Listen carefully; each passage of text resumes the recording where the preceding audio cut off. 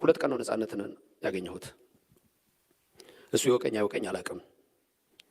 አንዴ የዳዊትን ዝራ ሲታይ በእንግድነት ይልን ብለውኝ ተጋብዤ ነጥላሁን ዘውገ ነበሩና ሄድኩኝ። ገና የመጀመሪያ አካባቢ ነው እንዳለቀ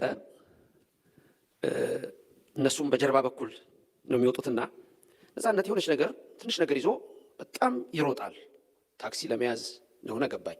ሌሎች ደግሞ እንዳያቅማቸው መኪና አላቸውና ወደዛ ሄዱ ነበር። እሱ በጣም ሲሮጥ ሳሚና ቴዲ የሚባሉ ጓደኞች አሉኝ። ጨለም ለመብላት ትንሽ ጥሩልኝ አልኩና አስቆምኩት እና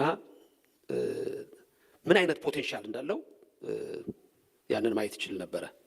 ስለዚህ የነገርኩት ነገር ምንድነው? አውቃለሁ ቸኩልሃል፣ ታክሲ ለመያዝ ነው። ቲያትሩን አይቼዋለሁ።